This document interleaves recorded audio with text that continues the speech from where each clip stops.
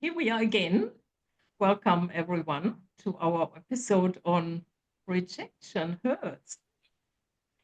Um, and if you like this video, please help us out, subscribe, click all the buttons you can, like the like button and the share button. And that would really help us if you like the video. So back to rejection hurts. Yeah, rejection hurts real bad, doesn't it? Hi, everyone. And you know that the important thing is what happens next. And that's what matters. Rejection hurts, sure, but what happens next really matters. And when you think about it, in the times where we suffer rejection, you might have a pet project and you put it up and everybody laughs at you, and it's like, well, okay, that wasn't a great experience. Or, you go for your annual feedback and it's not what you expected it to be. And you're like going, huh. Or, I think probably the worst is being jilted at the altar, turning up to be married. Not the other one didn't turn up. It has That happened would in the real life. this would But be a rejection is part of life, isn't it, Jack? it is. I mean, Yeah. we've all experienced it many times, and Yeah. it always feels, like, well, Yeah. So stick with us, and we're going to have a good look at that at rejection and what happens next in particular, and what we can make of that rejection. And at the end, as per normal, we'll give you a summary of what you can do to make yourself feel a little bit better, or to actually make mhm, value out of that environment. And I think that's the thing. Moving into the subject itself, Jack. Um, One of the key things that pops up at me says, well, was I really being rejected? Sometimes it's obvious, i.e., if the bride doesn't show up, then did she not get married, right? So that's obvious.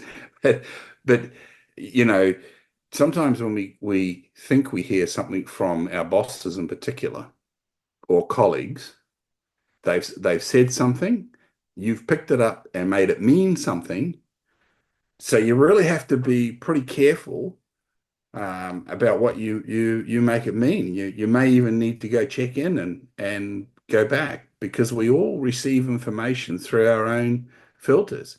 And not only that, the person that's sending that information may not be 100% on song. They might have had a fight with their partner in the morning before they came to work and in a crappy mood, and they were looking for somebody to kick. So sometimes I think there's an opportunity for people to go back and just check in to make sure that the rejection they're feeling is valid. that's right, and that's such a common sort of occurrence. I find that someone says something, or someone might just, the manager comes around and asks you, how are you going with the project? How far are you? Just checking in, and you could be making it mean something. Oh, is he not trusting me? Oh, Yeah. am I too slow? The brain. It depends, what your predisposition is, if and maybe the relationship you have with the manager or the person, it instantly makes that mean something rather Mm, than sticking with the facts. No, the person has just checked in with you.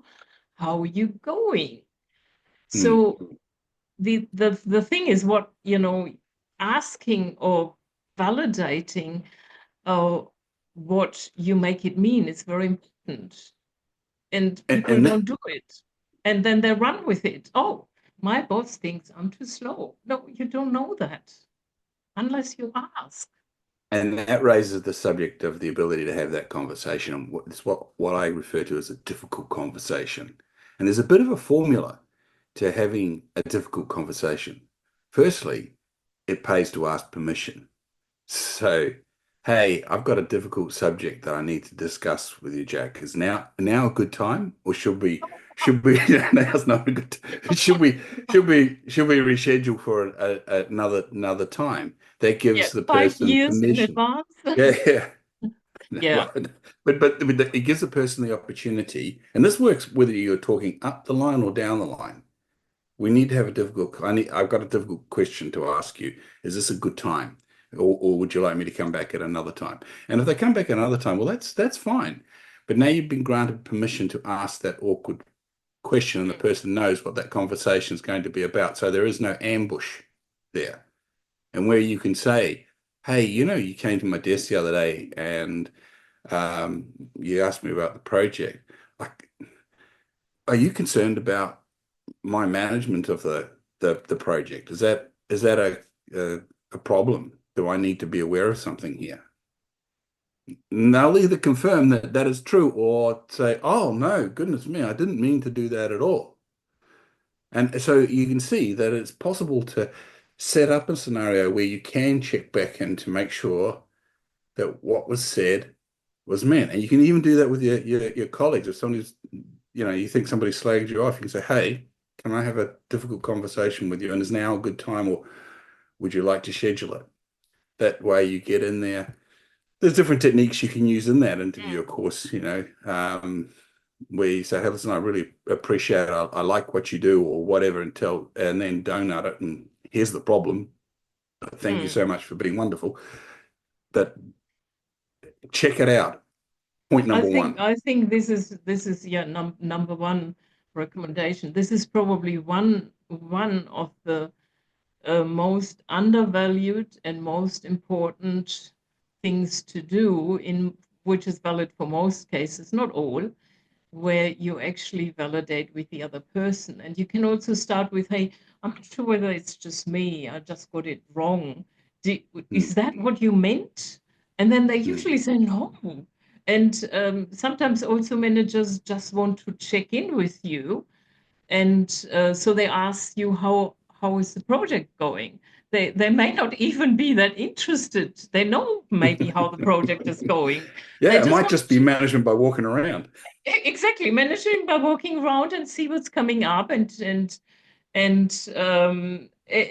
there is so much misunderstandings, also, in board meetings, or boardrooms, when you might present a proposal, you have this great idea, and it's part of the leadership team to investigate into the risks, and analyze for themselves, is this where they want to spend their money. So they will be asking a lot of questions, and you want to find out the risks before you start the project, not as you're going along. So some Mm. people find that very negative, or they find this is a rejection. No, it's not. It's not It's a just the rejection. process. It's just the process, exactly. Mm, and mm. uh, and it can be quite challenging. Well, if you're in that situation, you're a senior leader, and you want to have some resilience, and some people love it. Ah, now there's a special word. There's a special word because that's the second point. If for some reason there really is true rejection there, then the next question is resilience. What are Mm. you going to do with this? Are you going to pack your bags and run away? Or are you going to attack? Because that's Yeah. another option. It's not one I'd recommend. Or are you going to sit back, analyze the situation, work out whether the critique is fair and reasonable, and then perhaps enter the conversation zone again by saying, look, I've thought about this. I'd like to have a discussion with you. Again, is this a good time to have the discussion, or should we schedule it for another time? Get permission to have the discussion Yeah. and then learn from it. That's really valuable. I mean, I remember, my earlier stages. I was in the process of becoming a project manager, and I applied for a role. And everyone, my manager knew this is on my cards, and I had a mentor, and I applied for a role, and I didn't get it. And they said, look, keep applying. We just had someone else in the company who is a bit more experienced. And I was a little bit disappointed, but I thought, okay, I'm not quite ready yet. And then the next role was mine. Yeah. So, And that, I could have I could have made it mean something, but I thought, no, it's part of the process. And then I've showed them that I'm interested, really interested in becoming a project manager. And then Mm. they knew and had me earmarked for the next round. And that can also bring on training opportunities as well, Oh, because they know that you're interested and they know that you're going to be persistent and yeah, you show some resilience in that moment. They think there's a fairly good sum there that says, oh, so if we invest in this human being, we're going to be able to reap the rewards of that. And if we think overall this person has the talent to become a project manager or a leader in the business or whatever. So let's go invest in that now. And you'll find that that's right. most of the multinationals, the big companies, they spend a lot of money on their junior leaders, working out who's who in the zoo and growing them into the leadership. Oh Yeah. yeah, who has the ability to move on into the executive positions and then training them appropriately. Sure, they lose some because not every, as you go up, there might be two people that want to have one job and there's only one job there. So that the other person is going to leave the company. Fine, get used to it. That's normal. It's better that your employees tell you, this is what I want to do. This is my time frame. And if you have that kind of conversation with your boss, then when you get critique and it's not to your liking, that you can take the attitude to it that this is really valuable information, and this is where the way of being of vulnerability comes in. When somebody has a really healthy relationship with vulnerability, they go seeking rejection. Why? Because they learn from it. You go Yeah. seeking the feedback. I mean, obviously nobody likes being told to take a hike, but there's always a lesson in that. And the more you learn about yourself, the more powerful you become because you believe in yourself and you can feel it and you know. And that's also a very good point to understand. It's part of the process. You're not going to get every opportunity that's presented to you. And also, I mean, I've learned this from entrepreneurs, very successful entrepreneurs. They throw ideas out there a lot, and they Mm, don't see if it's not working. They see it as a feedback loop. Oh, it's not working. Let's do something else. And they do this very, very fast. They're not hanging mm, around. Oh, this is not working. I'm not good enough. No, they just realized they got some information. This isn't mm, working, so they tweak it and do it again. And mm, and sometimes we can hang or this feeling of being rejected, or it didn't quite work the way I wanted it, or I'm attached to a certain result, that we can be so attached to this feeling and not letting it go. Okay, I yeah. felt it now, let it go and move on. Yeah. um, and I don't mean suppressing. I mean feeling it. Okay, I feel disappointed. I feel rejected. Mm. Move on. Yeah, Dr. David Hawkins, let it go. Oh yeah, Feel the yeah, emotion, let it go. And people, if you have not read David Hawkins' Let It Go, it's a great read. And it really does help you process emotions and learn from that yeah. whole event and then That's move that's forward. right. Emotions give you information, and the more you understand yourself, the more you better you understand your emotions. And emotions are there to be felt, not Mm. forever, but to be felt in the moment. They're not there to be suppressed. Yeah, And because if you yeah, and sometimes it sucks if you lose out an opportunity. It's like, oh, but I also found then a new door opens and a new yeah, opportunity comes up. Yeah, and look for it. That's the next one. I think one of the things that big rejections I've had in my life. I remember uh, being fired. That was a long time ago, but I had three young children at the time. And the reason I was being fired was not because I'd done anything wrong, not that I'm perfect, because I probably, it's the way it is, but because the company had made some some bad decisions, and they literally couldn't afford to keep me. So it Also, was you like, were more, um, yeah, well, yeah, not you could say fired. made It redundant if wasn't you fair. wanted to, but the reality was they fired me. So, I'm standing there on the street with three kids, and I think, God, what now? I've got to get a job.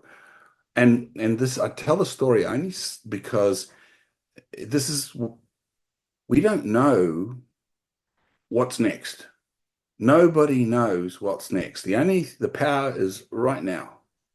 So I went and got another job, all right, and I got an extra $10,000 a year. And it was just a matter of saying, okay, I'm going to go do that. And I guess there's nothing more powerful than having to feed your family. That's like a big book. That's a really powerful why. So, and that's another point. If you know your why, you go, okay, that rejection happened. Put it in context, learn from it, as you say, process it because you're never going to get back to peace of mind again unless you process it. I think at that time I didn't know a lot of the stuff. I wish I had known what I know now back then, right? Because I would have had more peace of mind and probably have gone a lot better even. But I make the point as human beings, we think we need to know everything and we think that this is a disaster. No, there are very, very few real disasters in in Mm. life. And what doesn't kill you makes you stronger. Yeah, So long as that's you can, also. yeah, so long as you can process it and move back to a state of mind Mm. where your cortisone has dealt with your adrenaline because you will probably feel attacked, and that's a function of your amygdala. And when you fight or flight kicks in, and you're going, oh goodness, breathe, give the vagus nerve system a bit of work, yes, bit of calm, get the cortisone back in, and regain your price. But you won't get there if you don't do what Jacqueline says, and that's allow yourself to feel it. You got to allow yourself to Yeah. feel it. And you packed a lot in there. I'll roll it up from the back with the breathing. That's actually very important because when we do feel rejected, we're all human beings and we can feel triggered and we can feel all sorts of emotions, which is normal, which is you're part of the human race. And this breathing, this slowing down in breathing consciously is something that we can practice. I practice this all the time. I've trained myself, for example, when I drive the car, every red light, I'm breathing slowly. So I've trained myself to do this a lot throughout the day. I mean, I don't drive that much, but this is one of the areas where I've I now was going to trained my say, brain, breathe. And and this can be trained. And what it does, if you slow down your breathing, it tells your brain everything is fine. So then mm, you actually, you can let go of these triggering emotions and mm, you calm yourself down. And it does need a little bit of practice. yeah, But once you practice it, you can do this in an interview session. You always have a mm, couple of seconds where you can breathe. You that's can right. do Or this while before you you do a present, present, before you, before yeah, you present, yeah, during the presentation, when someone mm, asks a question, I'm just breathing. I'm sure I can answer this. And if you don't have an answer, you just say, I don't have an answer. Um, yeah, so I think this is sort of quite a very effective process. It sounds so simple, and people think, oh, yeah, really?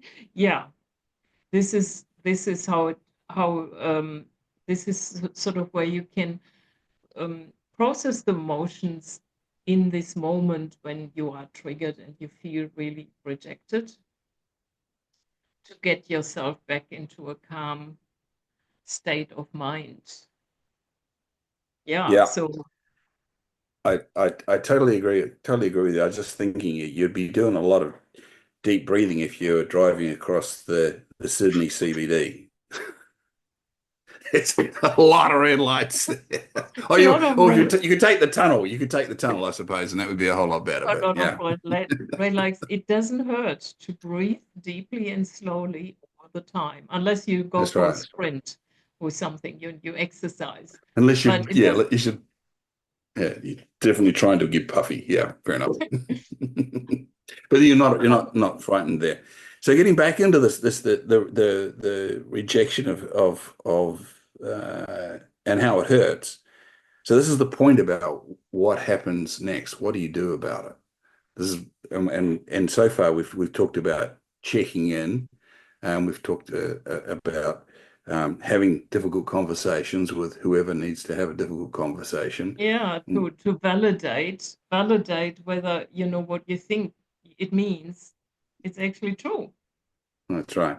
And then if we have learned that, oh, hang on, this is this is actually a criticism, this is a rejection of the idea, or then then we look at go for the resilience again. You're breathing, but also that there's no point in giving up.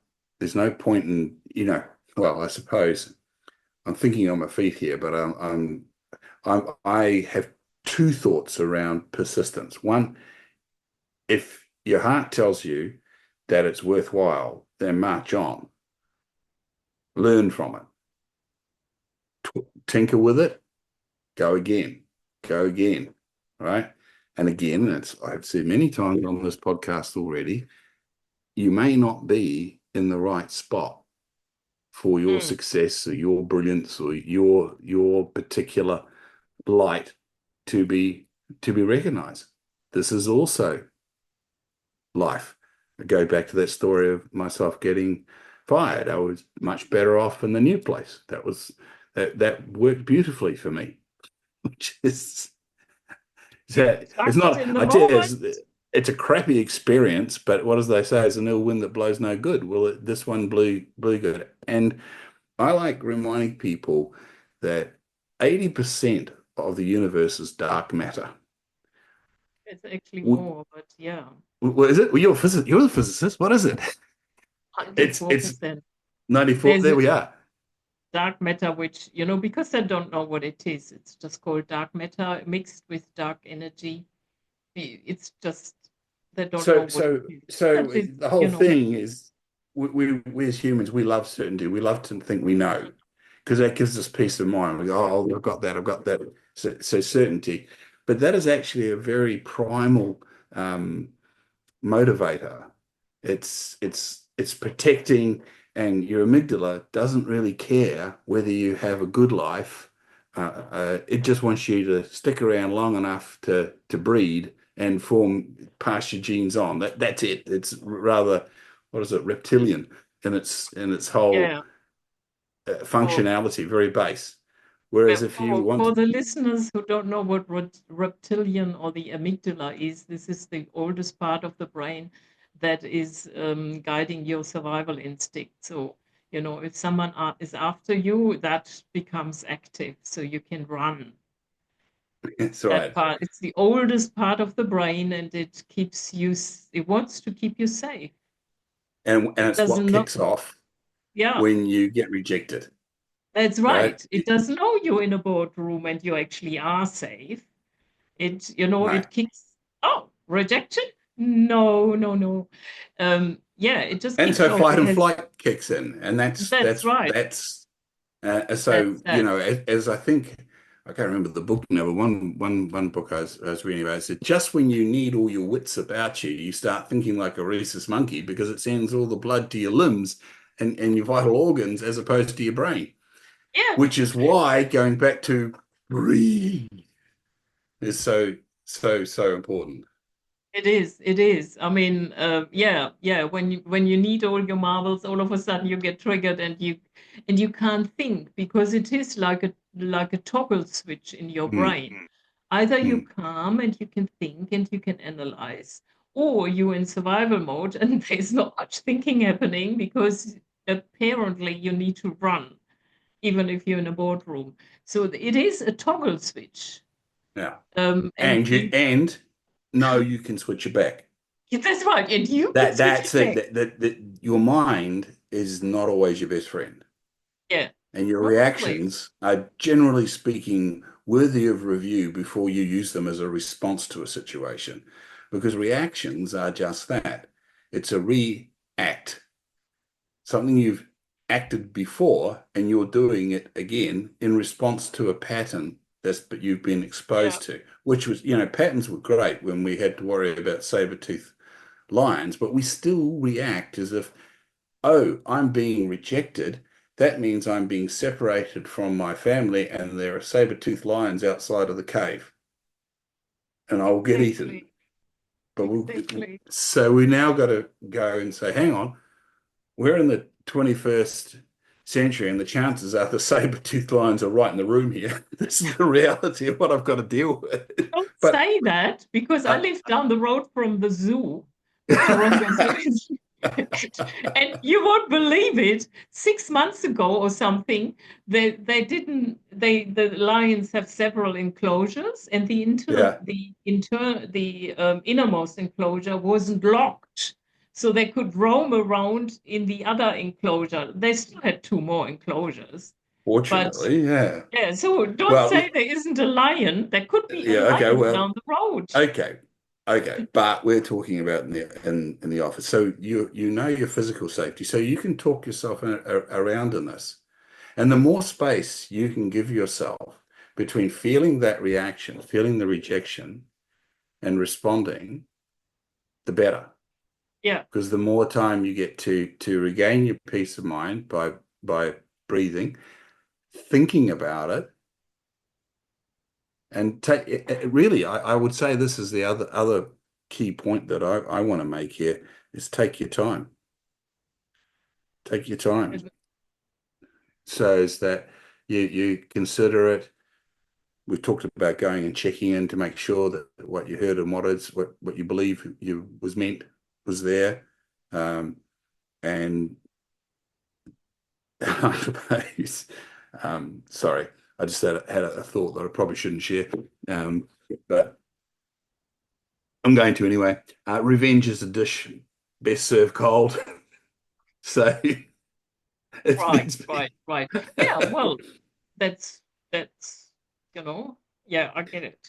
And so revenge, yeah, that's right. I mean, I used to get really frustrated when car drivers cut in, mm, and then I, breathe a couple of seconds, and then my feeling, my frustration was gone. And now I don't get frustrated anymore. But in, yeah, okay, go ahead. Take my space. It's all good.